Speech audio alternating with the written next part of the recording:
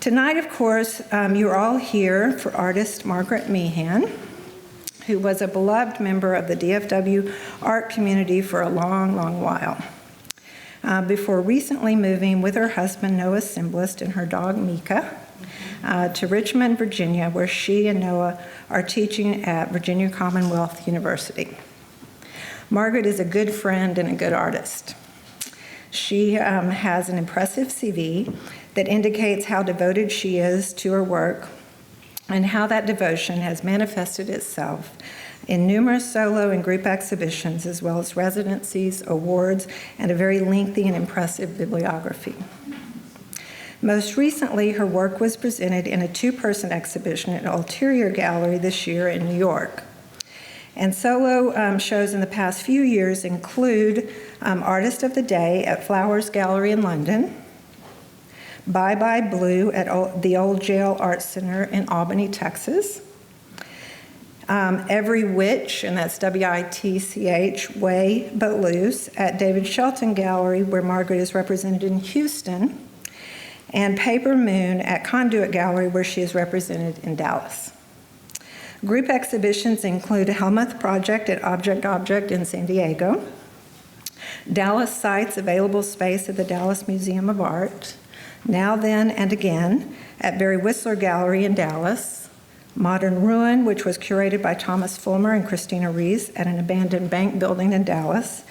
And while there is much more, I will conclude this list with the Moderns exhibition Pretty Baby, which was curated by Andrea Carnes in 2007. Margaret actively pursues her career with artist residencies across the country, such as the Lighthouse Works in Fisher's Island, New York, and Bemis Center in Omaha.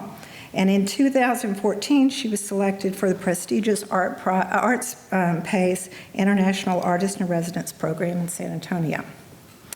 In addition to making art, Margaret involves herself in the art world in a variety of ways. She has a personal blog titled Up Like Toast that is a great resource for anyone who visits it and a beautiful reflection of her own interests and sensibilities. She was a blogger for the Texas online publication Glasstire from 2010 to 2013 and has written articles for Glasstire. She has been selected for two interesting publication projects, We Belong Dead for Pastelogram in 2015, and Project Space, Margaret Meehan and Andy Campbell, for Might Be Good, issue 192 in 2012.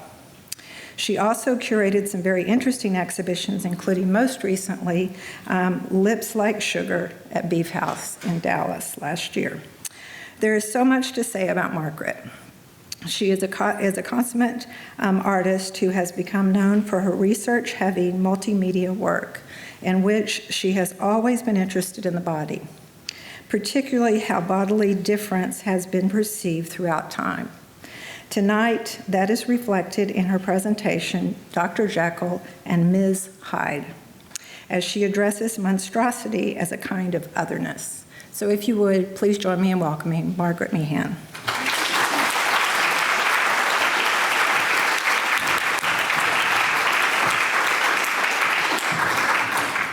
So I had this feeling that I would turn around and recognize every face in the audience, and I pretty much do. So I want to thank each and every one of you for coming out. And Terry and the Modern, sincere and generous thank you. And John, a big, big thank you. And you guys will see why in a second. John Knuckles up in the booth. Those of you that know me and those of you that are about to know me better will have a sense that I try to be really organized, and then I can be crazy manic, and that might be reflected in this lecture. I've heavily prepared, and I've written a little bit of the first part, and then once I start talking about my own work, I wrote nothing down, so we'll see how that goes. Hopefully it's because I know my own work a little bit better. That said, I'm just going to jump into the writing and probably go off course pretty quickly. Again, thank you, everybody. So, the scenes you're about to see are not meant for the weak or immature. If you cannot take it, I advise you to now patronize the concession stand or look away from the screen. To quote Frederick Marsh in Dr. Jekyll and Mr. Hyde, I'll show you what horror means. History repeats. Monsters surround us. Hope is what carries us through. Every day I wake up to a horror show. Every day is more surreal than any fiction I could ever have imagined. Every day my anger builds, and I must direct it towards defiance and not destruction. My past work followed an interest in teratology, horror, fiction, and film. It was meant to remind us of the potential of the body and to be a metaphor for the capacities of humans to be both good and evil. Since January, it has instead become a reminder to me that these things we fear, the people that cause fear in others, are ever present. This is our current reality. Rolling long into the future, long past my lifetime. Systematic oppression raises its ugly head over and over again, one generation to the next. Because fear feeds fear, each generation must continue to resist. The screen on the left shows monsters as I've been told that they exist. Either a quick screen grab or the product of longer research that I've been doing probably since I moved to Texas for the last 15 years, and now continues in another state, in Richmond, Virginia, which, like most of America, has its own issues, and also has its own history and beauty and people. And hopefully that idea of monsters that you're seeing is really showing how a different lens, a different perspective, a different clan or tribe can decide who a monster is and isn't. This archive of my research will play throughout the lecture. When I think of this archive, I think about a quote from one of my favorite books. It's Margaret Atwood's Cat's Eye that I probably read back in undergrad, and it sticks with me today. Not only the book, but also this specific quote. You don't look back a long time, but down through it, like water. Sometimes this comes to the surface, sometimes that, sometimes nothing. Nothing goes away. So how do you talk about difference when the truth is that there really are no others? As Terry said, I've always been interested in the body. I'm not really interested in how it works, although I'll look at anatomy, I'll look at dissection images, I'll look at accident shots, I'll look at the horror of what the body can do, and also the potential, the beauty and the mystery and the magic. But what I'm really interested in is how throughout time people have related to those ideas of what the potential of the body is and how they've had to name it as something other, especially when what they're looking at seems to reflect something inside of themselves they don't want to see. Again, my research and my work is really sort of like heavily researched to the point that within the last 5 years, I would consider the research just as important or possibly part of the work itself. And as I was putting this lecture together and kind of looking at my archive and thinking about this piece, I had this grad plan that I told Terry was going to be doing sort of a performative lecture that didn't show a single image of my own work and only showed the research images and talked about the relationships, the stories, the connections, and basically talked about America as my Frankenstein.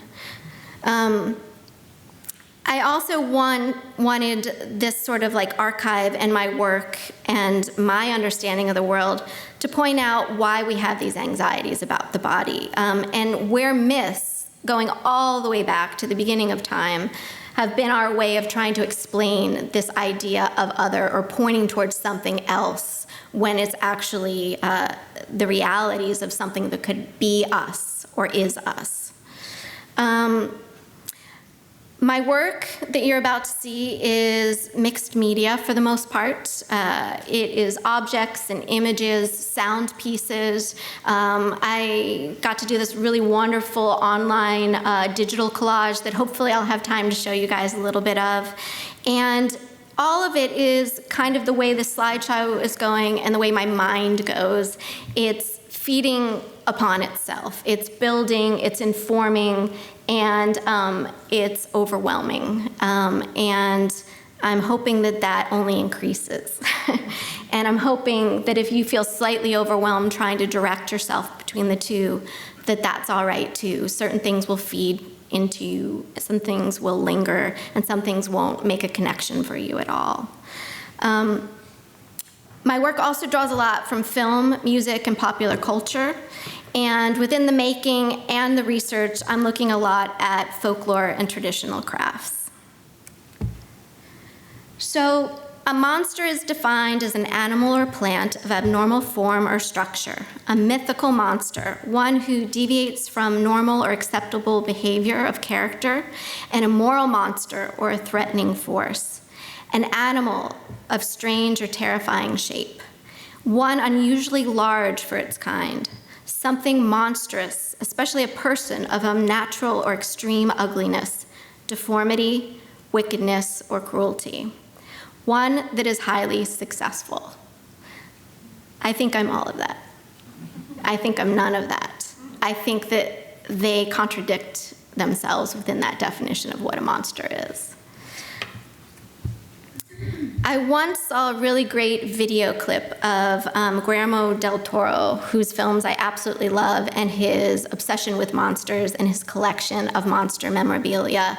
He was giving a lecture about The Bride of Frankenstein, and in it he says, "The Bride of Frankenstein is the cold, uncaring future, and the creature is the past trying to connect."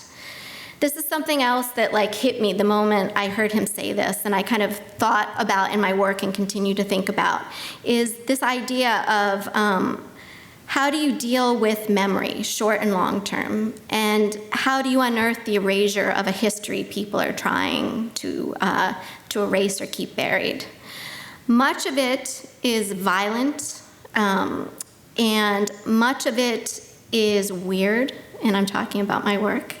But there are also these ideas of what is weird is based on your preconceptions, or what you've been told, or how you've been told to look at things, what society is sort of expecting from us to keep things moving forward. For me, all of this, and Guillermo del Toro's quote makes me think, as I said, of America as this sort of Frankenstein.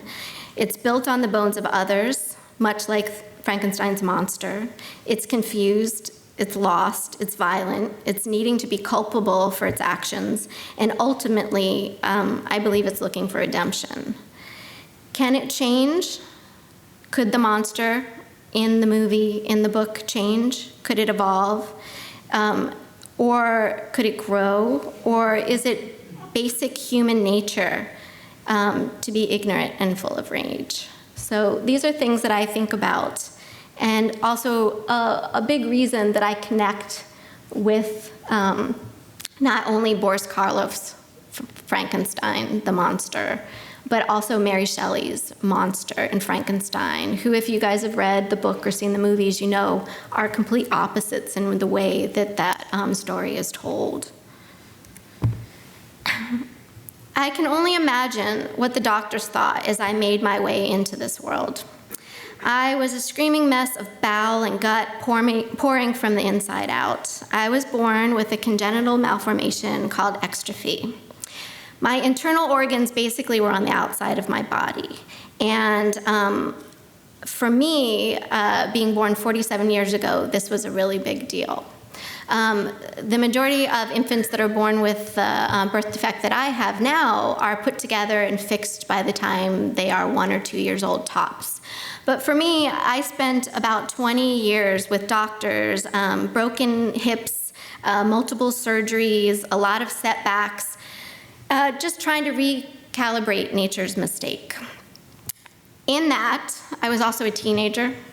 And in that, I was a teenager dealing with a malformation that basically I could cover, I could hide, I could be a minority within the majority that nobody knew.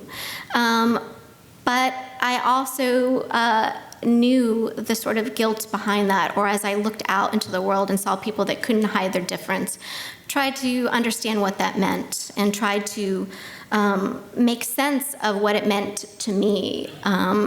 to be kind of born this way. I was born with a body that existed both inside and out, but I had a privilege. I had this privilege of having a birth defect that could be hidden. I had the privilege of being born white and middle class and of being in America. I had the privilege of having two parents that fought for me, that wouldn't let the doctors do what they initially wanted to do, which basically was to gut me, took me up to a couple bags, and they said that I would never walk. Obviously, they were wrong.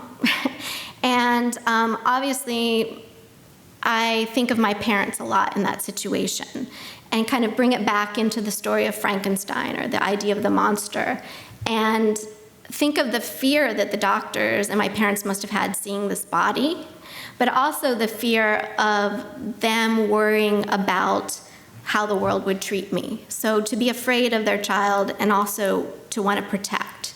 And I think that that has a lot to do with my work over the last 20 years as well.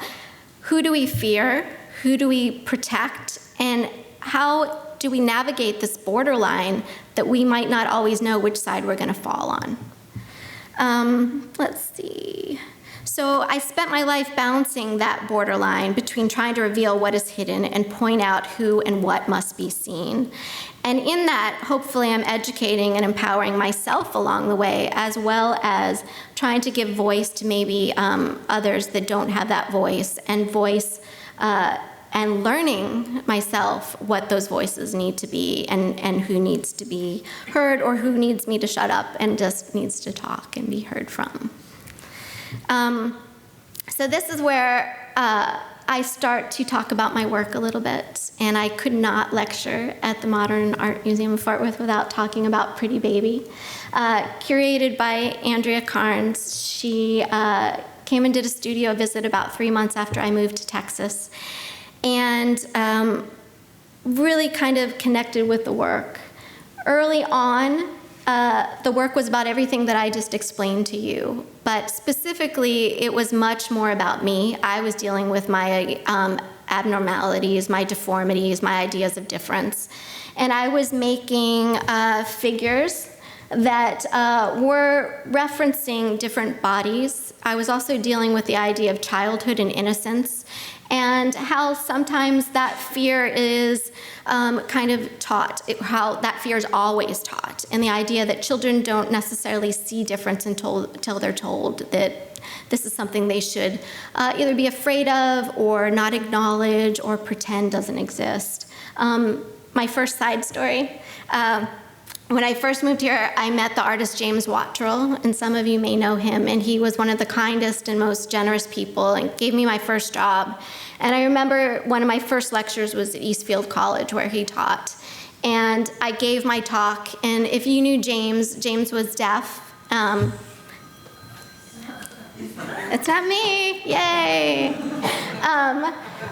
He was deaf, and he was also gay. And he came up to me and told me this really lovely story about how much my work had meant to him, because growing up, you know, someone who was deaf might have been put in an institution, and how things had, so James was a little bit older than me, and he was just talking about how times have changed, and how as he got older and the fear of his parents about him being deaf shifted to the fear of him being gay, right? And part of my lecture was talking about conjoined twins, and this idea that a lot of conjoined twins are separated at birth so that they can be normal. And the tragedy or the horror of that is the majority of them are healthy, and when you separate them, you cause internal organ structure. A lot of times one twin dies. So this idea of what it means to be normal, and these hoops that we jump through, and these horrors that are put upon us. I thought that was a really beautiful moment of James sort of like saying, I get it, I lived it. Things change and things stay the same, right? So this is Annie on the right with 4 eyes, and Annabella on the left with hypertrichosis. And this was the introduction of individuals who suffer from hypertrichosis for me. This piece, as are a lot of pieces that you'll see throughout my work deal with this idea of dualism. And part of the dualism is reality and fiction. And I really love that shades of gray in between, that you're, one, not quite sure, and two, usually it isn't that cut and dry, right? So for this exhibition, as far as I know, no one has ever been born with 4 eyes, or lived at least, but I'm pretty sure not born. And many individuals have been born with hypertrichosis. And I don't know if it was Terry, but someone was telling me here when the exhibition was up, no one could believe that the hypertrichosis individual was human. They wanted to name Annabella as animal because that's what we see, and that is what makes it easier. The other thing that I was told was sketching in the gallery, everybody was correcting the anomalies. So instead of drawing 4 eyes, they were drawing 2, which I think is a really interesting way of seeing how people want things to be okay. They don't want their children to be sick. They don't want that difference to be out there because the potential of it happening or being or what it means. Pretty Baby was also the first exhibition that I really started doing research and trying to look to the past to find examples of incongruous, there's a word there, you guys know what I'm trying to say, things that don't connect or line up. Pretty Baby, the title of the exhibition, was taken from Louis Malle's film Pretty Baby, and it starred a 13-year-old Brooke Shields. And you can see Richard Prince's photograph of that up here. The image on the left-hand side is E.J. Belloc, one of my favorite photographers from New Orleans. And it is actually what the movie was based on, Storyville in New Orleans, and the photographs of E.J. Belloc. I found these 2 images to be so interesting because they're similar and different, right? And they're also talking about a truth and a reality. The fictional version is the hypersexualized, knowing, prepubescent child. And the reality is a teenage, completely uncomfortable, knowing in a different way, non-sexual in any way, identity of a woman, right? And those differences are things that I'm sort of like interested in sort of seeing and looking back and acknowledging. The next exhibition in the beautiful Conduit Gallery was called Histrionics and the Forgotten Arm. And for this, I decided not to kind of reference people from the past or to treat them like objects, but to actually take someone who lived and talk about their life and reinvent them and take the fiction by giving them a better version. This exhibition, Histrionics and the Forgotten Arm, was all based on boxing terms, and in the lead was a pugilist who suffered from hypertrichosis, and she was based on the real-life woman, Elizabeth Doherty. And Elizabeth Doherty, also known as the Woolly Baby of Minnesota, was someone that I looked back to because the majority of photographs that you will find of her are a really empowered, confident person, not documented like a freak show, not documented like an other or a spectacle. But this photograph, which is actually one of my favorites, and a lot of the photographs that you will find of her online are her with her family, with her mother as a toddler, treating her more like a sister or a daughter than a monster. On the right is a contemporary person that suffers from hypertrichosis. So a lot of my work is also connecting with present with past, the ideas that we think things haven't happened before or they're new, but life has been lived in many ways multiple times. And so this is Bronek Kaminsky, and I just think these are both beautiful portraits as opposed to a lot of the photographs you find from pre-1950 are, as I said, more a spectacle, or the individuals would never even gotten a portrait. They wouldn't have either lived or they would have been put away in institutions. So a lot of my work at that time, and especially during Pretty Baby and kind of moving forward, was trying to give a normal sort of image and entitled independence to these people. This is some photographs that I had done for the exhibition, placing Elizabeth Alice Doherty in the role of someone who is defensive, but also someone who is strong and confident. The work also was playing with the ideas of violence and the potential for violence, and never really knowing whether the character was defending itself or the one that was just tired of all this shit, right? And kind of not putting up with it anymore.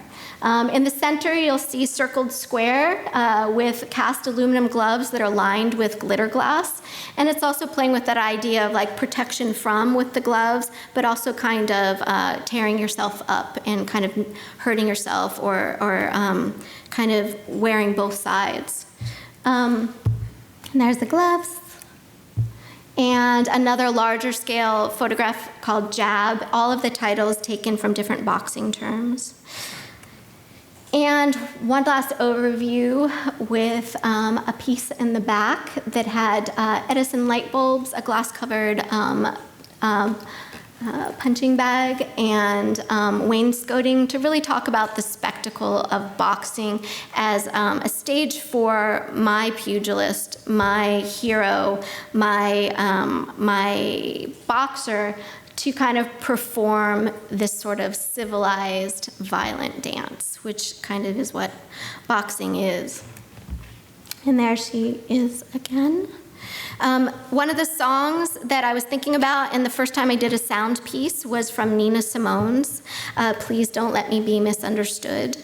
And I think of that even going back to the title, Dr. Jekyll and Ms. Hyde here, right? These sort of like two sides of one individual can hold the potential for goodness, as well as, depending on the time and place and community or mob that they exist within, the potential to go to a side that they may not think that they're capable of. I love that line, don't you know that no one alive can always be an angel? When everything goes wrong, you see some bad. Well, I'm just a soul whose intentions are good. Oh, Lord, please don't let me be misunderstood. Then sometimes it seems again that all I have is no worry, and then you burn to see my other side. But I'm just a soul whose intentions are good. Oh, Lord, please don't let me be misunderstood. This idea of monsters and this idea of horror, I think, comes out of confusion. And that's externally and internally. Another image. This is the part where I told Terry, and then I made this. These are two source images. So my pugilist suffered from hypertrichosis, werewolf syndrome. Again, these ideas of anomalies and others relating to animals, making them other, pushing them outside of humanity. And also it was drawing on Circassian women. And Circassian beauties refer to the idealized image of the women of the Circassian people of the Northwestern Caucasus. They have a really long history and a confusing history of myth and reality that basically talks about them being unusually beautiful, spirited, elegant, and the best concubines out there. The Circassian women that I became interested in were Barnum and Bailey's Circassian moss-haired girls, because none of them were from the Caucasus Mountains. The majority of them were Italian or Irish girls that teased their hair out, that started to put on sort of African-American sort of affects, and this was also coming right out of the Civil War and thinking about ideas of beauty, repulsion, and I just found them incredibly upsetting and interesting, and this idea that they were also the first freaks that I was looking at that weren't born, they were self-made. I found sort of an interesting sort of shift in trying to understand this idea of monsters or freakery. And that led to these cabinet cards where I was sort of collaborating with photographers from the past, doing different hypertrichosis, Circassian beauties, Victorian women, and also, again, that potential of possibly women who never had the chance to have a real photograph or portrait. And thinking about the idea of hysteria and hysterical women and institutionalization of women was also kind of part of this piece. Some details. Again, that glitter glass sort of repeated. The next show was based on a book called Southern Horrors, Women and the Politics of Rape and Lynching. It's a hard read, but I think it's an important read. It's a book that looked at gender and sexuality in the Jim Crow South. It sort of pointed out patterns to me of behavior and showed that things happen not only in America and the idea of, pre-Civil War, post-Civil War, Jim Crow South now, but also how these things happen throughout the world in multiple phases and in multiple ways. And it was also a book that talked about between 1880 and 1930, close to 200 women were murdered or lynched by mobs in America. They were white women, they were Hispanic women, they were black women, and it was usually tied to some sort of sexual or sort of titillating, as they would say back then, sort of experience. I also wanted, again, to talk about the flip side, the duality, that a lot of these women were being pushed forward by the actions of women or white women, and the black men that were being lynched and the Latino men that were being lynched. This idea that on all sides, people were good, people were evil, people were being punished, and people were extolling the virtues of their beliefs. Those shades of gray. There were images based from the 1950s that I found online and sort of printed and doctored. There were sculptures made out of women's clothing, my husband's and my grandmother's luxurious coats and cashmere sweaters and feathers, kind of playing upon the idea of a Joan Crawford. That is my warning, to not talk too much. Joan Crawford, and also thinking about ideas of shame, and that's primarily what this exhibition was about. People who felt shamed and people who were doing the shaming. So going all the way back to early American sort of tarring and feathering, thinking about lynching, unfortunately, thinking about ideas of anonymity, and sometimes those hoods, those masks, those balaclavas, thinking about Pussy Riot, who was in the news when I did this exhibition. What does it mean to cover your face? Is it shame or humility? Are you helping? Are you hurting? And what does it mean to not be connected or to hide? The body of work was really about savagery and beauty and shame within those two realms. Another photograph named Erasure, so kind of trying to talk about and deal with these parts of our past. A sculpture on the wall, all named after blackbirds. Two of the sound pieces in this exhibition were the Beatles' Blackbird, and the other one was Irving Berlin's Blue Skies. It was the first time I did a sound piece. Let's see if we can get this up here. And again, it was kind of playing with this idea of beauty and hope. And Irving Berlin's song was basically this idea of the immigrant experience and coming to America in a time of leaving a country as your family is pushed out, coming to a country that you have hope for that maybe doesn't accept you, and how do you keep moving forward? My hope that this piece was really beautiful. You heard it from the front room. You didn't see it till you came to the back room. And the image was very small, much smaller than what you're experiencing here. All day long, never saw the sun shining so. There was also sort of a weariness to it, but again, this sort of continuing. The figure was tarred and feathered and hood. The figure was apologizing at the same time as it was sort of hiding. These are two photographs that weren't shown in the exhibition, but that come from that series. And then that moved into my show at Art Pace that was called Decoration Day.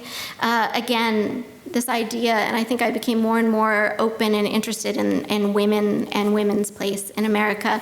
Wendy Davis, yesterday, we had a lovely thing happen to us here with our new president. I think that conversation of how women are sort of treated, respected, or not respected is ever relevant, and the idea of the qualities that are placed on them, pointing out that women fought in the American Civil War over 150 years ago. A lot of people don't know.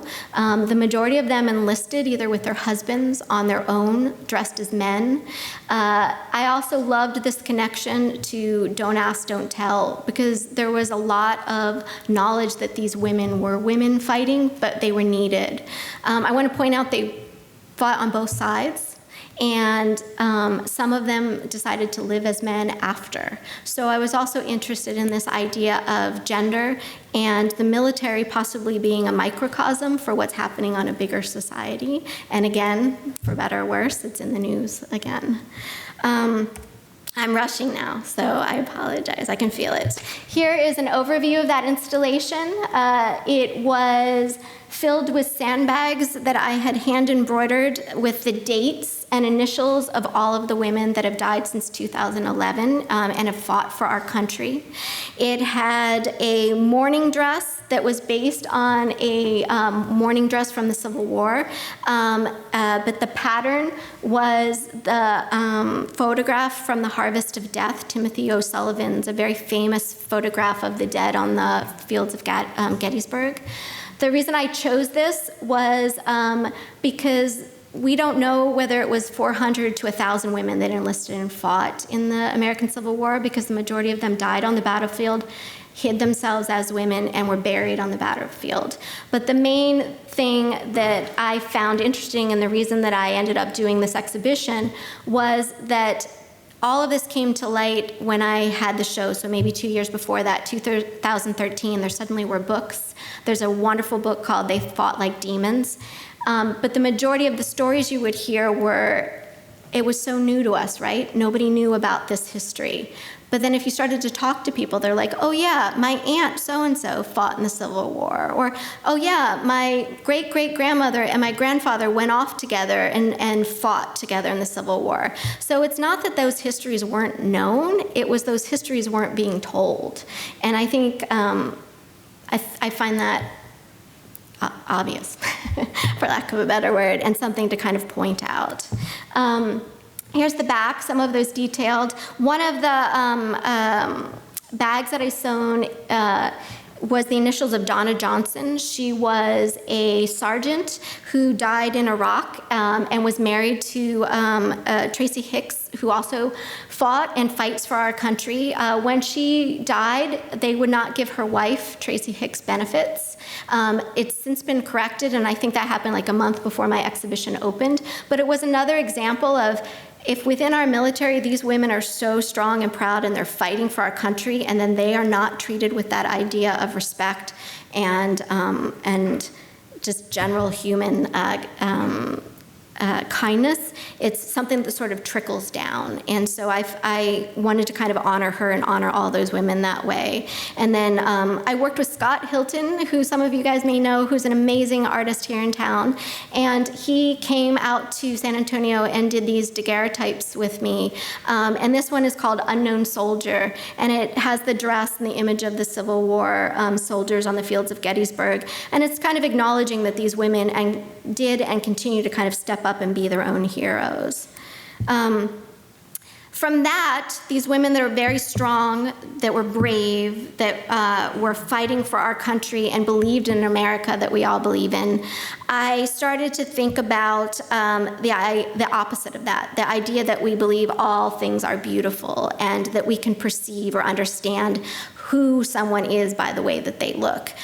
So the next show was also at Lovely Conduit, and here's an overview. And it was called Paper Moon, and it was about Coco Chanel and Mary Shelley's Frankenstein, a return, which I will probably do for the rest of my life, to my biggest muse, Frankenstein's monster. The image on the right is an illustration from the original Mary Shelley book. On the left is Coco Chanel. I was trying to reverse our expectations of what we think we know about them. Coco Chanel is known for her elegance, her beautiful clothing, her strongness as a woman kind of coming through, her erasure or trying to push against ideas of gender. But she was also kind of extreme anti-Semitic, openly anti-Semitic, and they believe, if not a Nazi sympathizing sympathizer. She was a Nazi spy. On the other side, Mary Shelley's Frankenstein was this body that was rejected, that was intelligent and kind and looking for companionship. And it was only once it was dismissed that the anger and the confusion and the violence happened, and it became that monster. So I was trying to look at the flip sides and kind of talk about the expectations of beauty and deformity, ideas of deformity and form. And I was also playing with kitsch. I was reading a great book called Monster Show, which talks about 1950s sort of horror films and the idea of all these soldiers coming back from the war with different bodily differences and also mental sort of post-traumatic differences that nobody really understood at the time, and ideas of pre-code Hollywood using this as sort of a salve or a catalyst to talk about this and also kind of point out or use as a metaphor these horrors of war. And then kind of juxtaposing it with contemporary Coco Chanel in the way that if her company has a legacy beyond who she was and what she does, and the people that work for her now or are in the company now are not Coco Chanel. So how do you have a culpability? How do you understand who you are and where you came from? And how do you kind of continue to move forward? And again, sort of my hope for me and America on some level. Also, everything was done in porcelain, so using material as that metaphor as well. So they were all golems, but instead of quick, ugly, sort of unfired sketches, I used sort of like the idea of Coco's elegant porcelain to kind of create these sort of figurine monsters. And some collages. Most of the images that are photographic are from Chanel advertisements in Vogue. And little runways, golems on a catwalk, Vanessa, Pretty in Pink. All the titles are contemporary Chanel models. And kind of playing, again, with collaborating with photographers and individuals from the past and sort of thinking about what their history or their residue or their ghosts are doing in our present reality. I think I'm doing okay on time. I'm going to kind of show you two more things really quick. This is and John and I practiced this, so I'm going to do it. This is Pastelogram. I'm not going to talk about it, but I'm going to give them a nod because I want you to look it up. It is this beautiful project that I was able to do, making a digital collage that showed the work that I did at Conduit, but to let you guys really investigate the idea not only of how the collages are made and what the images are, but that idea of Margaret Atwood's, it's water. Things come to the surface, things push back. You may not always know what you're looking at, but you probably have a sense or a feeling. So this one is a collaboration with Lauren Green from Mirror Travel, a really great band. Check them out. And it kind of shows the ugly carnival, the women who were taken out, and their heads were shaved, and they were shamed after World War II because they dated German soldiers. Ooh, I lost it. And on the flip side, just to give him his time, we've got, I'm totally forgetting, Eric from Peter, help me out. Eric, what's Eric's last name? Yes, Eric Harvey, a good friend, and I'm forgetting, so I'm sorry. Eric Harvey collaborated with me from Spoon, and you guys should follow that band as well, and did a Cheap Trick version of I Want You to Want Me, kind of talking about Chanel and this need to be desired and loved. And he broke his down, his piece that he worked with me into layers, just like the collage. So you'll hear Fats Waller in one section, you'll just hear the drums in another section, and there's great interviews, and I love Pastelogram, so check them out. Okay, and I'm gonna pause that and wrap up for you guys. Okay, that was my big worry of getting through the technical part of that. Hopefully I did okay. Play from current slide. All right. So there was also a video piece which the amazing Shelby Meyer helped me kind of put together, or in this. Oh, it jumped on me. It really jumped on me. I'm going to apologize, guys. The last show that I did was a show at David Shelton called Every Which Way But Loose that Terry talked about. And it was trying to add a little bit more humor, and because I think we all need a little bit more humor. And it was kind of coming out of that kitschiness of Paper Moon, dealing with the past and heavier subject matter, but really trying to think about how can we add a little bit of hope and kind of get through. So I was thinking a lot about comedy and tragedy. I was thinking about Ruth Bader Ginsburg. I was thinking about Nancy Spiro. I was taking feminist groups that were tangential, like Lavender Menace or Witch, Women's International Terrorism Conspiracy from Hell, and combining them with 1970s advertising, like "You've come a long way, baby," and "I can bring home the bacon," and putting them with portraits, cabinet cards of women from the 19th century, so taking suffragettes and updating them. I'm really running through this really quick. There are text pieces. There's this video that Shelby helped me with that I'm going to end on that is basically Nancy Sinatra and the opening of Rosemary's Baby, which was a big influence in this body of work. And I'll play it while I'm talking you guys out, if I can find it. Kind of pointed out this kind of idea that, once again, we live in a country that has always been violent. You know, not to harp, but I'm going to harp for a second. Our treatment of Native Americans, those people that we brought to the shores to be property and slaves, Japanese Americans during World War II, gay, lesbian, queer, and transgender individuals, women, Muslims, the list of minorities, the list of people who we want to, and when I say we, again, culpability as an American, say our other, can go on and on and on. But I think that it's those monsters that make us who we are, and not marginalizing or dismissing, but kind of stepping up and embracing, as the 70s said, our freak side is what we all need to do, and I kind of hope that you guys will do. I'm continuing to add humor to my horror, and I'm continuing to add community to my knowledge, and I'm hoping that as monsters we will kind of continue to march along to this lovely little song sung by Mia Farrow, which I also think is wonderful. All right, I told you I was going to lose it at the end. Totally lost my point, but this has been waiting for me. And I want to thank everybody, and the website is much more eloquent than I am, especially when I get nervous. Thank you.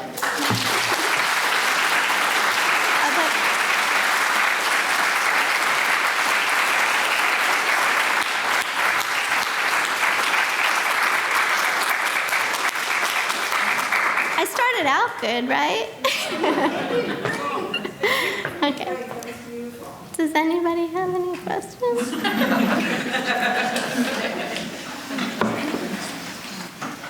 If not, that's great too. Let me go through my... Right here. Oh yeah, good. Yeah. Hi. Hi. What do you think of all the genetic engineering that's going on to ablate potential diseases that will probably become also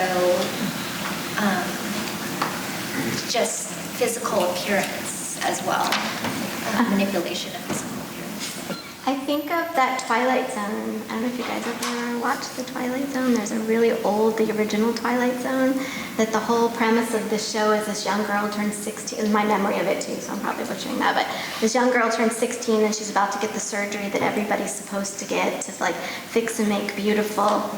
And when they unwrap the bandages, or they take her in, she's actually this beautiful white blonde, and they're changing it. And the whole idea was like, again, this expectations, and that surgery is going to make us better and it's going to improve us. I think I'm horrified and excited by it. I think I'm stuck on both sides. Like most of my work, it's like the potential is amazing. It's what we do with it, right? And the morality of who decides what we do with it, I guess. But I only had one sip. Yeah. Now that Is that okay? Yeah, okay.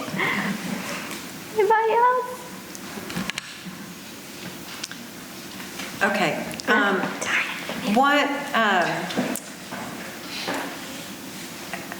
What has been your internal conversation about art's role in these very serious subjects, and what art can do, or can art do, or just what's that internal conversation about art's role? It's been a pretty strong internal conversation, and then it's been a conversation that I've shut out. There's an article that is referenced for this lecture in Conflict of Interest, which if you haven't checked out that publication as well, you really should. And they asked me to do the article, I think, like 6 months before I could actually get to it. And I kept putting it off, and I kept putting it off because I was really having a hard time, especially for me within this current political situation. I was having a hard time trying to figure out what art could do and what I was doing, and if there were more important things that I could or should be doing. I'm still thinking about that. But I think that the combination of, that's what the images on the left are for me, a combination of artists and people and things and beauty is the reason that art is important. And I also, I went to school in the 90s. I'm thinking about the majority of artists that I studied were coming out of the 80s and dealing with the AIDS situation and Reagan. And, the voice of the artist is so important. It's how it is heard and how often it is heard, and I think that is really something that can't lose its power. For me, what shifted and what I'm trying to figure out was all that work that I did make that was a little bit darker and a little bit harder, as I said in the very beginning, was supposed to be like this warning of like, look what used to happen, we can't forget. And now I'm like, oh, it's still happening. And it's dark and it's heavy and it's hard to get out of bed sometimes, right? So I started thinking about Catskill comedians. I started thinking about the kitsch of horror films. I started thinking about Ruth Gordon, who's my absolute favorite actress. And I didn't talk about it, but this last body of work, one of the reasons I love her, and it connects to your question, is like, Ruth Gordon was an older actress in a time when older actresses weren't getting parts. And she is known for 2 iconic roles. One as an angel, a Holocaust victim in Harold and Maude, and one as a devil, literally a devil worshiper in Rosemary's Baby. And I love that this woman can be these 2 sides, and that those roles that she chose that are kind of like cult classics and be kind of corny or kind of were actually really intelligent and powerful and putting forward this idea of what women and human nature is. So in your question, I'm still trying to figure it out, but I'm also trying to, now the way I'm trying to figure it out or talk about it has to shift because the conversation is shifted. Does that? Mm-hmm. Yeah. I'm still processing. But I think that's it. I think you have to be alive in the moment, the time that you are in, and you have to be aware of how to be heard, but you have to be heard. Okay. I feel like I'm defending my thesis again. Anybody else love Ruth Gordon? Yes. Anybody else? Yeah, Jeanette. Are you willing or able to share any of the research that you've been working on? I don't know, I'm sure you've made a life transition in your move, Yeah. but it's kind of like that what's next question. But it's research. Yeah. Research right now, I've been looking at Charlie Chaplin. His last film was called The Freak. It was never made. It was about a woman in South America who sprouted wings.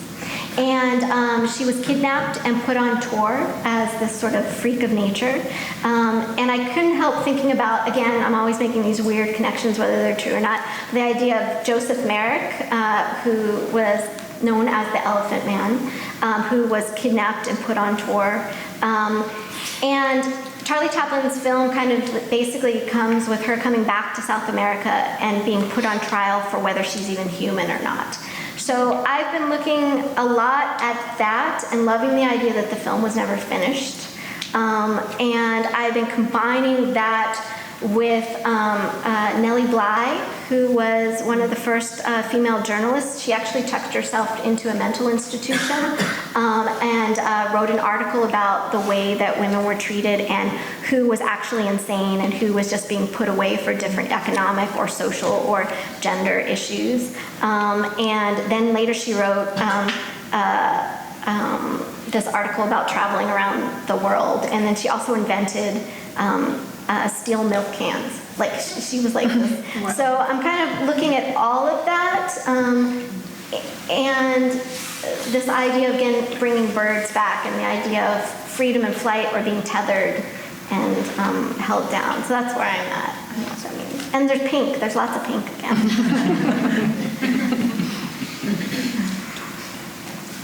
Christopher. Hey, I can say people's names.